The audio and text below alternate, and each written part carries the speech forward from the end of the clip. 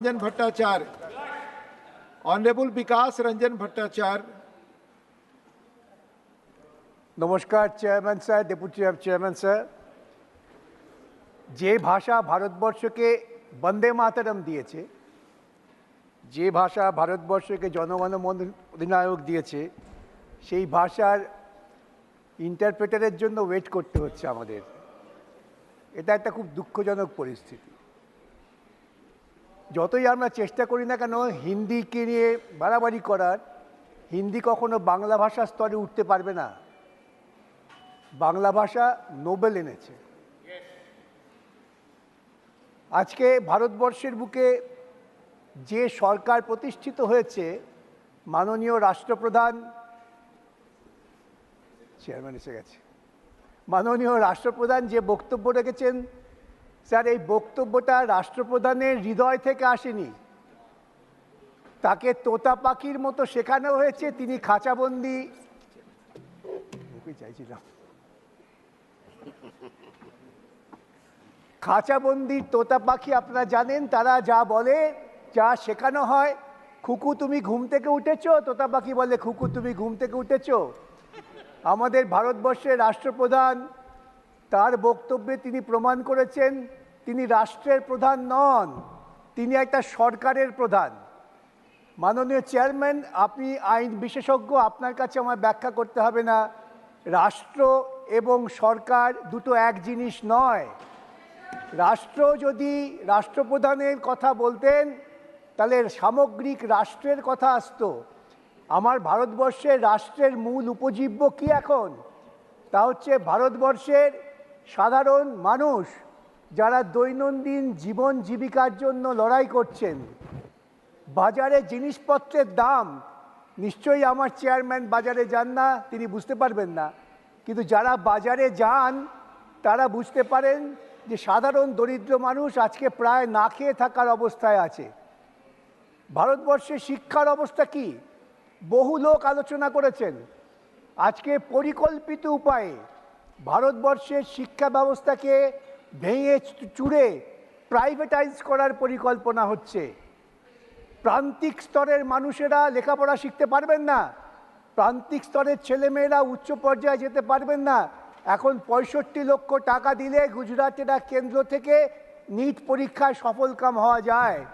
যার বাবার 65 লক্ষ টাকা নেই, সে তার মেধা দিয়ে কিন্তু নির্বাচিত হতে পারবেন না।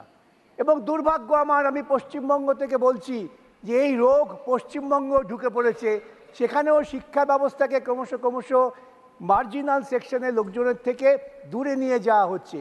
এই যে কেন্দ্রীয় পরিকল্পনা, এই পরিকল্পনা কি ভারতবর্ষের যে মোরালিটি, দ্য কনস্টিটিউশনাল মোরালিটি, এখানে Hindu morality, Islamic morality, Christian মোরালিটির কোনো জায়গা নেই। স্বাধীন হওয়ার পর অনেক লড়াই করে আমরা স্বাধীনতা পেয়েছি, তার সবচেয়ে ভালো ফসল হচ্ছে ভারতবর্ষের সংবিধান। আপনি আমার থেকে ভালো জানেন সেই সংবিধানের যে মোরালিটি, যেটা আমাদের সুপ্রিম কোর্ট বারবার বলেন কনস্টিটিউশনাল মোরালিটি, সেই মোরালিটির কোনো লক্ষ্য চিহ্ন আমরা এই সরকারের মধ্য দিয়ে দেখতে পাচ্ছি না। করাপশান, আপনি জানেন, আবারও বলি, ভারতবর্ষের সুপ্রিম কোর্ট বলেছেন করাপশান হচ্ছে সমাজের একটা ক্যান্সার, তা ধীরে ধীরে প্রতিটা অঙ্গকে ধ্বংস করে দেয়। আমরা দেখেছি 2014 পর এমন একটি সরকার প্রতিষ্ঠিত হয়েছেন, অবশ্য তার নেতৃত্বে আছেন একজন অজৈবিক একজন প্রাণী, তিনি জৈবিক নন, তার তো মোরালিটি থাকার কথাও নয়, তাই তিনি মোরালিটির কথা ভাবেন না। কনস্টিটিউশনাল মোরালিটি তো অনেক দূরের কথা। যখন সংবিধান বলছেন যে আমাদের মধ্যে অর্থনৈতিক বৈষম্য কমিয়ে আনতে হবে, ধীরে ধীরে ইনইকুয়ালিটি আমাদের দূরে করতে হবে, ইকোনমিক জাস্টিসে পৌঁছতে হবে, সোশ্যাল জাস্টিসে পৌঁছতে হবে, তখন ওই অজৈবিক যে প্রাণী তিনি বলে বেড়ালেন ইকুয়ালিটি মানে হচ্ছে মঙ্গলসূত্রে টান দেওয়া। ভাবতে পারা যায়? এই ভারতবর্ষ, যে ভারতবর্ষ পৃথিবীর বুকে বহু প্রাচীনকাল থেকেই সম্মানীয় জায়গায় আছেন, যে তাদের শুধুমাত্র চারিত্রিক দৃঢ়তা, স্বচ্ছতা এবং জনগণের যে দায়িত্ব কর্তব্য সম্পর্কে সচেতনতা। আমাদের কবি তো বলেছেন সবার ওপর মানুষ সত্য, তাহার ওপর নাই। এই মানুষকেই আমরা ধীরে ধীরে অবজ্ঞা করছি। স্যার, আমরা করাপশনকে দূর করার পরিবর্তে করাপশনকে ডেকে আনছি, আহ্বান করছি। আপনি ভাবতে পারেন ভারতবর্ষের সুপ্রিম কোর্ট যখন ইলেকট্রাল বন্ডকে আনকনস্টিটিউশনাল বলে দিল, তখন কেন ভারতবর্ষের অজৈবিক প্রধানমন্ত্রী তিনি বললেন না, এই টাকা তার দল ফেরত দিয়ে দেবেন, যা অসাংবিধানিক, তার জন্ম থেকেই বেআইনি, সেই বেআইনি টাকা তারা গ্রহণ করেছেন। ওই দেয়া নেওয়ার তত্ত্ব আমি তার মধ্যে যাচ্ছি না, আমি অনেক মৌলিক জায়গায় আছি। এই যে করাপশন, টাকা দিচ্ছেন কারা? যারা ভারতবর্ষের মানুষকে শোষণ করে তার থেকে মুনাফা করছেন, তারা টাকা দিচ্ছেন। সেই টাকা দিয়ে সরকার যদি লালিত পালিত হয়, সেই সরকার কি ভারতবর্ষের মানুষের কথা ভাবতে পারবে? সাম্প্রতিককালে একটি তথ্য এসেছে, অত্যন্ত বেদনাদায়ক তথ্য, যে ভারতবর্ষের এই ক্যাবিনেটে অধিকাংশ সদস্য তারা সবাই মাল্টিমিলিয়নার। এই যে মাল্টিমিলিয়নার ক্যাবিনেটে যারা আছেন, তারা কি করে মিলিয়ন নিপীড়িত মানুষের কথা ভাববেন?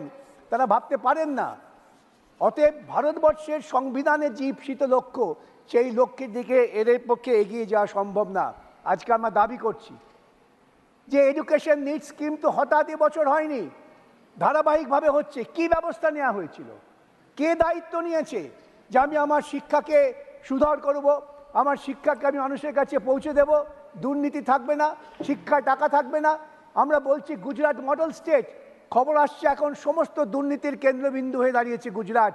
এটাকে কি আমরা মেনে নেব দেশের স্বার্থে? আমরা চাই ভারতবর্ষের প্রধানমন্ত্রী তিনি জৈবিক হন, অজৈবিক প্রাণী হয়ে বেঁচে থেকে লাভ নেই। ফিরে এসে তিনি দাবি করছেন তিনি নাকি সংখ্যাগরিষ্ঠতা পেয়েছেন। তার এই দাবির প্রতি আমি কোনো কটাক্ষ করতে চাই না, কেন তার দাবির কণ্ঠস্বরের দৃঢ়তা কমে গেছে। তিনি বেঁচে আছেন দুটো ক্রাচের ওপর, যে দুটো ক্রাচ যে কোনো সময় আবার পাল্টি খেয়ে যেতে পারেন। তখন এরা কি করবেন স্যার? আমি কি আবার আপনাদের কাছে আবেদন করতে পারি না? আপনি কনস্টিটিউশনাল মোরালিটির ব্যাপারটা তুলে ধরুন।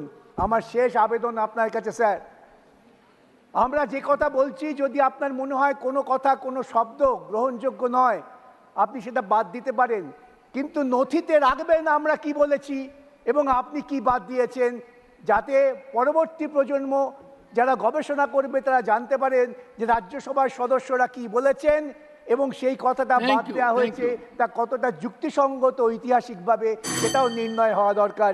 এ কথা বলেই আপনাকে ধন্যবাদ জানিয়ে আমি আমার কথা শেষ করলাম। নমস্কার। বললাম তো।